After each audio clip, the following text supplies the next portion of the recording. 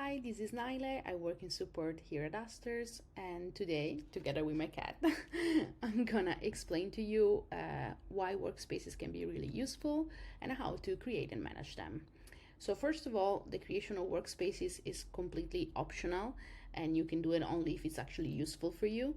So if you're an Aster user and you just use it for your own company and managing your own social medias, and creating your calendar and all your posts, probably you don't need to create workspaces. There is already a default workspace, and that could be enough for you.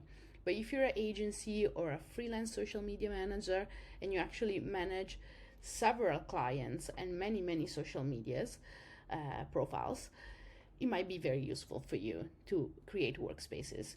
So mainly what they allow you to do is to divide the work and to have separate calendars and separate like media folders. But let's go step by step. So from our dashboard, we go on the wheel of settings, and then we can go here on workspaces. Here you can see I already have like some workspaces.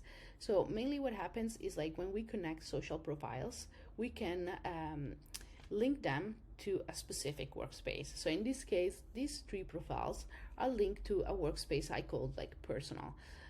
Of course, we can give it the name we prefer. And these three social profiles are connected to another workspace that I called, well, in Italian is lavoro, but means works. But of course, as I said, probably the smartest thing to do is to give it the name of the client, of the company, of the social media you're managing. So mainly what happens that is right here, I can see in which workspace I am at the moment. So right now I'm in this workspace, and if I go on my, for example, media folder, here I see that I have uploaded these medias related to this workspace. The same if I go on my calendar. Here I don't have any posts, but here I will see all the planning of the posts related to those social media profiles related to the to the workspace. So if I change workspace, for example, and I go into this other one, I see right away that my calendar changes because I do have some planned posts in this other workspace. The same if I go on my media folder, I see I have different medias.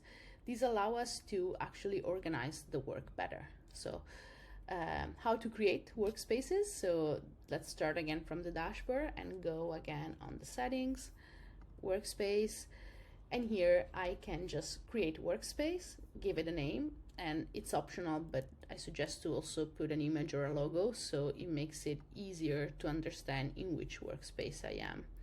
But yeah, just create a workspace, give it a name, upload if you want an image, and then click on save, and you created your workspace.